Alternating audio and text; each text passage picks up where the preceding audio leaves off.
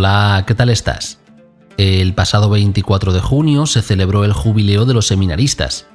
El Papa León XIV tuvo un breve encuentro con ellos y les instó a ser testigos de esperanza. Hoy no son solo peregrinos, sino también testigos de esperanza. La testimonian a mí y a todos, porque se han dejado involucrar por la fascinante aventura de la vocación sacerdotal en un tiempo no fácil. Affascinante della vocazione sacerdotale in un tempo non facile. Avete accolto la chiamata. Han acogido la llamada a convertirse en anunciadores mansos y fuertes de la palabra que salva, servidores de una iglesia abierta y de una iglesia en salida misionera. Una chiesa in uscita missionaria. Y si digo una palabra también en español, gracias por haber aceptado con valentía la invitación del Señor a seguir, a ser discípulo, a entrar en el seminario. Hay que ser valientes y no tengan miedo. A Cristo que llama, ustedes le están diciendo sí. Y aquí estoy que le dirigen a Él, germina en la vida de la Iglesia y se deja acompañar por el necesario camino de discernimiento y formación. Acompañare dal necesario camino de discernimiento e formazione. Vida Nueva recoge el testigo del Papa León y nos acerca esta semana a la realidad vocacional. De unas décadas hacia esta parte ha ido aumentando la edad de quienes sienten una llamada de Dios para poner su vida al servicio de la comunidad. La entrada al seminario, al convento o al monasterio se ha ido posponiendo lo mismo que otros proyectos vitales como el matrimonio o la maternidad y paternidad. Quizás son los signos de los tiempos actuales y no un escenario apocalíptico como a veces podemos escuchar. Eso mismo es lo que vamos a explorar durante la próxima media hora. Quédate conmigo para ver qué podemos descubrir en compañía mutua. Soy José Antonio y te doy la bienvenida al 211º episodio. El podcast de Vida Nueva.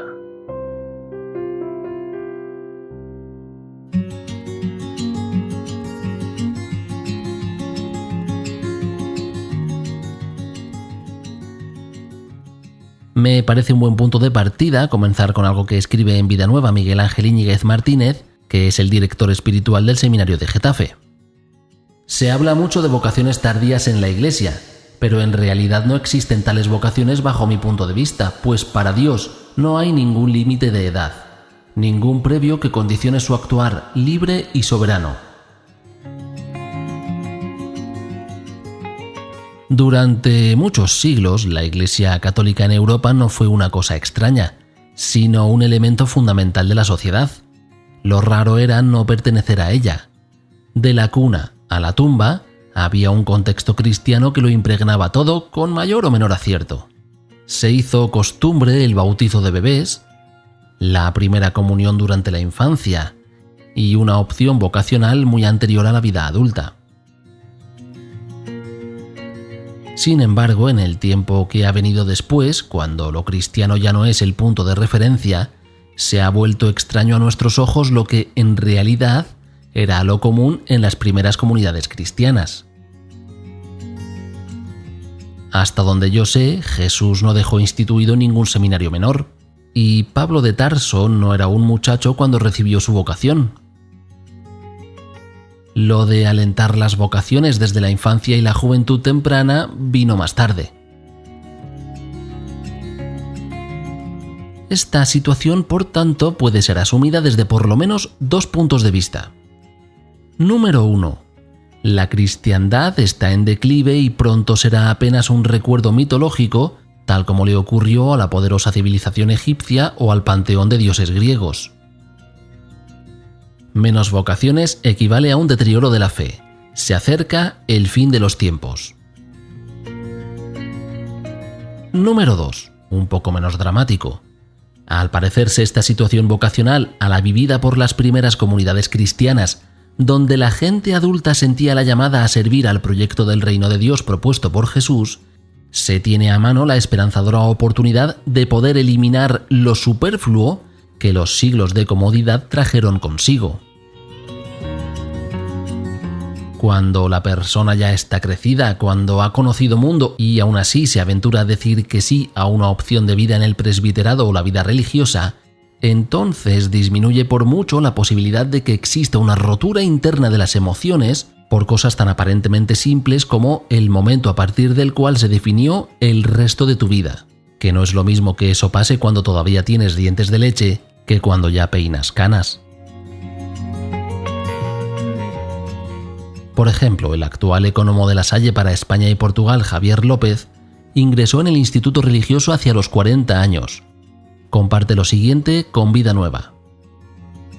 En un momento dado empecé a trabajar para La Salle y ya en el contacto diario con los hermanos, en la sede del Distrito Central, volví a retomar esa parte vocacional, a vivir la experiencia de la misión. Mi vocación no ha sido ni una aparición, ni una llamada, ni una visión. Ha sido un continuo contacto con la vida religiosa en el que poder contrastar mi vida con la vida de los religiosos y una experiencia de sentir, vivir y vibrar con lo que es la vida religiosa. La verdad es que por aquel entonces yo tenía muy buen sueldo, una posición profesional muy buena. Soy mucho más feliz como estoy ahora que con todo lo que podía obtener o todo el poder que podía tener como seglar en una empresa, en un trabajo profesional. Sí, podía optar a todo, porque gracias a Dios mi carrera y mi profesión me permitían optar a una vida futura con todo tipo de riquezas o todo tipo de bienes. Pero no me encontraba feliz como me siento ahora.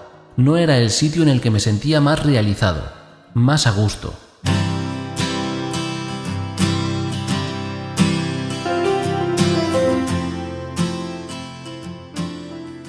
Decía Javier López que lo suyo no había sido ni una aparición, ni una visión, ni ningún otro fenómeno explosivo, sino que partía del contacto directo. Un viejo refrán popular decía que el roce hace el cariño. Muchas veces despreciamos esas citas proverbiales desde una posición de superioridad moral o histórica. Creemos que ya los hemos superado sin detenernos a extraer la porción de verdad que puedan contener. En estos tiempos en que muchas personas podrían rasgarse las vestiduras porque realizaron un carísimo concierto para jóvenes y de ahí nos salieron 200 vocaciones al día siguiente, quizás no estaría de más caer en la cuenta en ese desarrollo progresivo de la vocación que probablemente tendrá unas raíces más profundas y fuertes porque lleva un tiempo previo de crecimiento interior. El roce hace el cariño como lema vocacional de cabecera. No obstante, este espacio de las vocaciones es amplio y afortunadamente encontramos testimonios de todo tipo, reflejo de una rica y necesaria diversidad eclesial. Desde la diócesis de Detroit, en Estados Unidos, escuchamos a Robert Boyland. Fui criado en una familia católica, crecí en Mount Clemens y tengo un hermano y 5 hermanas. Fuimos criados en la iglesia, practicamos la fe. En un tiempo lo consideré, pero no pensé seriamente en ello. Quiero decir, estaba pensando en chicas, dinero, coches y trabajos. El sueño americano, sea lo que sea que eso signifique. Y comencé a estudiar ingeniería eléctrica. En resumidas cuentas, pasé 30 años trabajando en la General Motors. La misa, creo, empezó a agitarme mucho. Me pareció muy sorprendente lo que estaba sucediendo y sentí una especie de inquietud. ¿Qué puedo hacer para ayudar a que la gente vea esto mejor? Poder ver un poquito mejor la fe. Hablé con un par de presbíteros y les dije, estoy pensando en ser diácono. Y me dijeron, bueno, ¿por qué no ser sacerdote? Y dije, ¿estás de broma? Y ellos contestaron, no, piensa seriamente en ello.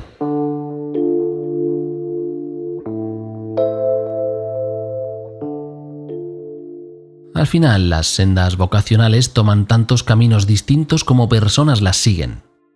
Lo que cambia, me imagino, es el terreno sobre el que se dan los pasos. En la infancia, las decisiones se toman sobre la arena, como en un parque o en la playa, que es un suelo inestable. Lo mismo se te hunde un pie que se te cuela la arena por todos los huecos del cuerpo. Además, avanzar por ella es complicado. ¿Alguna vez has intentado hacer girar una rueda en la playa? La vocación nacida ahí lo va a tener muy difícil para llegar a término. Luego tendríamos la etapa de la juventud. Se me ocurre que ahí el suelo que sostiene la vocación se parece más a un terreno arcilloso. Es compacto y permite avanzar con paso firme. Ahora bien, ese suelo es muy susceptible a los cambios en el ambiente. La alternancia de periodos de sequía e inundación dejan la tierra agrietada y con el tiempo se convierte en un espacio de desierto. Finalmente, creo que la vocación en la edad adulta se parece más a un camino de baldosas, firme y resistente a las inclemencias del tiempo. Tu vida ha sido la que ha sido y en un momento determinado te encuentras dirigiéndote hacia un punto inesperado, pero deseado. En ese sentido, las palabras del Papa León a los seminaristas presentes en el jubileo del 24 de junio orientan precisamente hacia esa toma de conciencia de la vocación como proceso mantenido en el tiempo y no como acontecimiento puntual. Queridísimos, tengan un corazón manso y humilde como el de Jesús. Siguiendo el ejemplo del apóstol Pablo, puedan asumir los sentimientos de Cristo para progresar en la madurez humana, sobre todo afectiva y relacional. La maturità umana, soprattutto affettiva e relazionale. Es importante, más aún necesario, desde el tiempo del seminario, apostar mucho por la madurez humana, rechazando todo disfraz e hipocresía. Respingendo ogni mascheramento e hipocresía. Con la mirada puesta en Jesús, hay que aprender a dar nombre y voz también a la tristeza, al miedo, a la angustia, a la indignación, llevando todo a la relación con Dios. All'angoscia, all'indignazione, portando tutto nella relazione con Dio.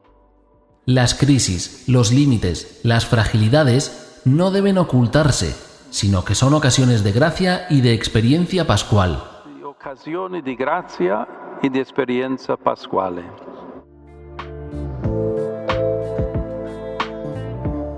Rechazar todo disfraz e hipocresía es algo que no siempre se acepta. Seguimos encontrando presbíteros píos en apariencia que esconden abusos, como también vemos a religiosas que parecen públicamente el reflejo de una santa y que en la intimidad comunitaria son como un animal cegado de rabia. Son clichés, claro que sí, y no los únicos ejemplos de hipocresía. También habrá que señalar como vocación desviada a quien toma una opción de vida no por seguir y servir a Cristo, sino para satisfacer sus necesidades vitales básicas.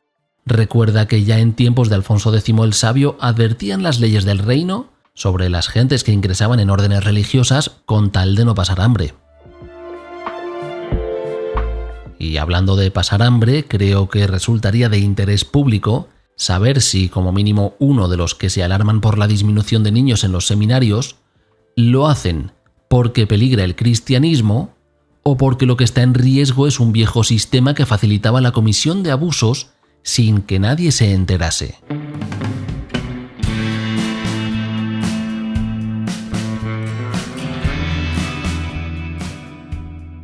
En el número de esta semana, Vida Nueva habla sobre vocaciones, pero no solo. Encontramos también la noticia sobre los casi 490 millones de euros invertidos por Cáritas Española para proporcionar alivio a 2 millones de personas durante 2024. El cardenal Mathieu ve imposible lograr la paz en Oriente Medio después de que Estados Unidos se haya sumado al bombardeo de Irán. Una iglesia ortodoxa en Siria sufrió el pasado 22 de junio un atentado mientras se celebraba una misa. El individuo con chaleco explosivo asesinó a 30 personas e hirió a otras 60. Por otro lado, la despenalización británica de la eutanasia rechazó la propuesta de que las instituciones católicas no estuvieran obligadas a participar en el suicidio asistido. Dicho rechazo, al forzar a sus profesionales para ir contra su misión y valores, podría propiciar que cerrasen los espacios de la Iglesia dedicados a los cuidados. Para no perderte información como esta, considera ahora suscribirte a Vida Nueva. Al hacerlo, tendrás acceso a los 47 números anuales y sus respectivos suplementos. Para saber cómo hacerlo, visita vidanuevadigital.com.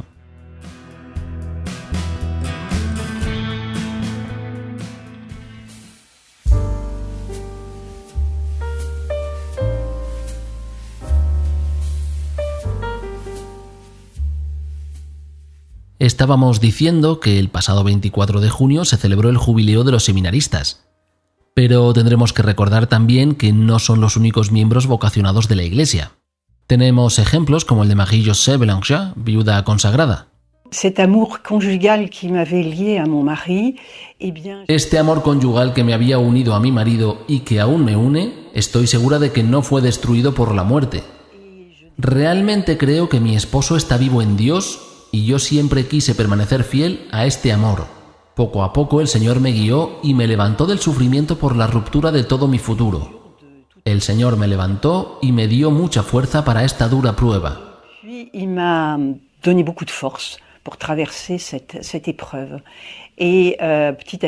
Paso a paso fui sintiendo que Él me llamaba a permanecer fiel al amor conyugal arraigado en el sacramento del matrimonio.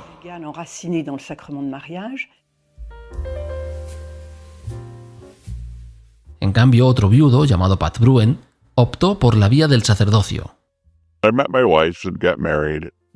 Conocí a mi mujer, nos casamos y formamos una familia. A medida que nuestros hijos crecieron, mi esposa fue enfermando cada vez más. Cuando los niños se casaron y se mudaron, ella falleció a los 61 años. Empecé a experimentar una especie de manifestación del Sagrado Corazón de Jesús. Por alguna razón, cada vez que veía una imagen o una estatua me venía a la mente. Llamé a un amigo cura y me dijo: bueno, el seminario de aquí se llama Sagrado Corazón, tal vez sea vocación. The seminary is named Sacred Heart. Perhaps you have a vocation. I'm sad to admit I laughed at his face. Me entristece admitirlo, pero me reí en su cara. Y él aún se acuerda. Pero poco a poco el Señor fue trabajando en mí hasta que ya no pude sacármelo de la cabeza. Antes de eso, ni siquiera cuando falleció mi esposa pensaba en ello. Quiero decir, tenía 62 años. I was 62 years old. Es interesante observar cómo muchas de las personas que optan por una vida de entrega a Dios desde una vocación específica manifiestan la idea de no haber pensado en ello seriamente.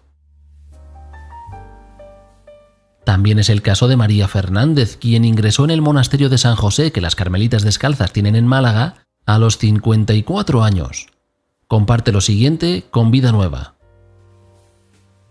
Ni yo ni nadie pensaba que iba a acabar aquí, de monja, aunque tengo que reconocer que no ha sido el Señor el que ha tardado. La llamada siempre ha estado, pero yo no la respondía. En mi casa no éramos mucho de curas y monjas. Éramos creyentes, sí, pero ya está. Las monjas de mi colegio, que eran religiosas del Sagrado Corazón, me invitaron a plantearme más de una vez la vocación a la vida religiosa, pero a mí eso de que me empujaran me molestaba mucho. ¿Qué punto tan interesante menciona aquí la hermana María Fernández? Se sentía molesta cuando la empujaban hacia algo. La independencia personal, administrar tu propia vida y tus bienes a voluntad sin rendir cuentas a terceras partes, plantea un serio dilema cuando se trata de formar parte de una comunidad de vida. Por eso se me ocurría antes la comparación del camino vocacional en 3 terrenos distintos. En la vida adulta, cuando ya has experimentado esa supuesta libertad, puedes encontrar racional, afectiva y espiritualmente un nuevo sentido a la existencia.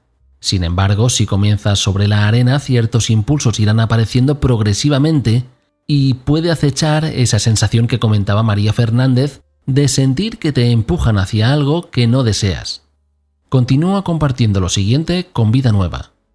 Es curioso cómo el Señor siempre vuelve, siempre. Te va ofreciendo seguirle y si le dices que no, se retira, porque respeta mucho tu libertad, pero a la próxima ocasión ahí está de nuevo. María en su momento volvió a hablar con un sacerdote jesuita a quien tiempo atrás le había planteado sus dudas. Le conté todo con detalle. Él me dijo que podía ser vocación y yo le dije que no estaba completamente segura. Tenía 51 años y de alguna manera estaba deseando que él me dijera que ya era tarde. Estaba convencidísima de que la oportunidad ya la había perdido.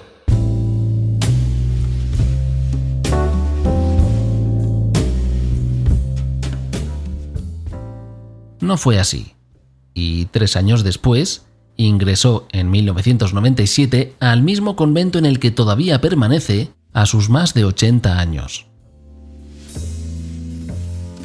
Podríamos decir que en el ámbito de las vocaciones existe un imaginario equivocado que deforma la realidad de los procesos concretos. Y es que los medios de comunicación y de entretenimiento se han empeñado en presentar a las monjas como mujeres piadosas que se escandalizan por todo, o bien como tiranas abominables. Y a los curas como hombres rígidos e intransigentes, siempre aliados con el malvado. O a los monjes como una especie de espías de la cristiandad. Por otro lado, eso también se intercala con el modo en el que algunos equipos de pastoral vocacional presentan la vida sacerdotal o religiosa, como si fuera una especie de campo maravilloso de fantasía y alegría eternas. Tal vez los tiempos actuales necesiten otro aporte. Uno que se fundamente en la realidad concreta de quienes sienten la llamada de Jesús y en el modo que ello les lleva a realizar su opción de vida. La clarisa británica hermana Gabriel lo cuenta así. Antes de entrar al monasterio era ingeniera. Estudié ingeniería aeronáutica y mecánica y trabajé 1 año en Checoslovaquia. Quizás esto pueda disipar algunos mitos sobre lo que la gente cree que hacen las monjas antes de ingresar. Puede ser difícil ser célibe. Creo que en distintos momentos de mi vida ha sido más difícil que en otros. Creo que mi capacidad de amar simplemente crece y crece y crece y se expresa de una manera diferente. Creo que a menudo existe la idea equivocada de que las monjas somos todas muy santas y piadosas, y que no tenemos sentido del humor, que no sabemos cómo son todas las emociones humanas, y que de algún modo nos pasamos todo el día de rodillas y que nunca tenemos pensamientos negativos hacia la gente, que simplemente somos perfectas. Y eso es un error muy, muy, muy grande, porque las monjas somos seres humanos y todas pasamos por todas las emociones humanas.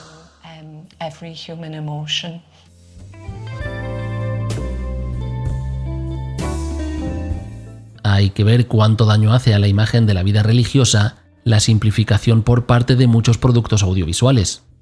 No sé cómo será la realidad cinematográfica del lugar desde el que me escuchas, pero aquí, en España, no hay comedia de situación donde se pase la oportunidad de colar a la monja ingenua o al cura de las regañinas. Por fortuna, tal como estamos viendo en el episodio de hoy y te cuenta vida nueva en el número de esta semana, la dimensión vocacional es mucho más rica y diversa que esa caricatura simplificada que busca sacar un rédito económico. De hecho, la vocación como conjunto es tan amplia que podríamos dedicar varias semanas a hablar de ella. Nos daría tiempo, por ejemplo, a asomarnos a las opciones del laicado consagrado, como en el caso del movimiento focolar fundado por Chiara Lubich. Y también podríamos acordarnos de que la vocación no es un dominio exclusivo de la Iglesia Católica Latina. Nuestra hermana ortodoxa también tiene un rico patrimonio vocacional que poder explorar. Tal es el caso, por ejemplo, de Ozon Iliadis, un famoso youtuber griego que decidió dejar su estabilidad económica y a su pareja para optar por una vida como monje en el monte Athos. Pero como no nos da tiempo a todo eso, vamos a ir orientando el episodio hacia el final trayendo a primer plano el testimonio de la hermana Laure Deymier, de la Congregación de las Hermanas de Nuestra Señora de la Inmaculada Concepción de Castres. Je suis née dans une famille qui s'est un peu plutôt éloignée de l'église. Nací en una familia alejada de la iglesia en la que hay muchas enfermeras y médicos. Crecí en Ariège, terminé mis estudios en Toulouse y me fui a trabajar a París. Trabajé en la Marina durante 8 años como oficial de Relaciones Internacionales. Tuve una gran trayectoria profesional. Realmente me lo pasé muy bien. Me estaba haciendo muchas preguntas. Crecí sin fe. Crecí en una familia donde no hablábamos de Dios. Estudié en la educación pública, donde no se habla de Dios. Tenía amigos que no hablaban de Dios. Mi camino de vocación es un auténtico camino con muchos altibajos, de silencio, de diálogos, y veo muchas peleas. El Señor tuvo mucha paciencia conmigo. Comencé a creer en Dios a los 20 años. Tuve una conversión fuerte en el santuario de Częstochowa, en Polonia.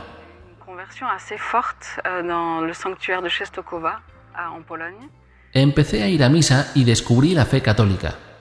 Me sentí bien. Hice un camino en una parroquia, es decir, comunitario, nunca a solas. Hubo un momento en Lourdes, delante de la gruta, en que dije: bueno, Señor, yo siento que tú insistes. Hicieron falta al menos 7 años para que yo dijese: bueno, tú insistes, voy a hacerme la pregunta, pero quiero casarme, ¿sabes? Le dejé eso bien claro al Señor. Cuando llegué a Bruselas busqué a un cura para que me acompañase, un jesuita.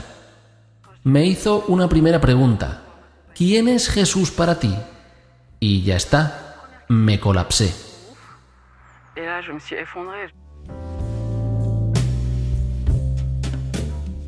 Por supuesto, no colapsó en el sentido negativo del término, sino que la hermana de Imia se refería a un colapso de los planes personales que permitió despejar el horizonte para dejar a la vista la propuesta a la que tantos años había dado la espalda.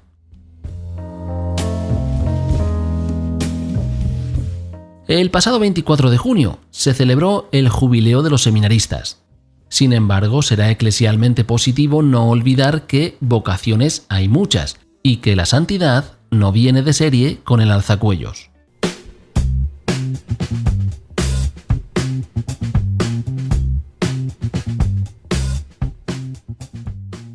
Durante los últimos 7 días ha habido muchas noticias en la Iglesia y en el mundo. Vida Nueva te ha acercado a ellas. Desde el Vaticano advierten que ni el Papa León XIV ni ningún otro órgano vaticano ha abierto un fondo de donaciones a través de Internet para el óvulo de San Pedro. Se trata de una estafa. Precisamente al hilo del tema de hoy, el prefecto del dicasterio para el clero, el cardenal Lázaro Hyun-sik, afirmaba que un sacerdote feliz es el mejor anuncio del Evangelio y que el verdadero problema no es la falta de llamadas, sino la calidad del testimonio de los ministros ordenados. Son solo 2 noticias de las muchas que puedes encontrar en vidanuevadigital.com.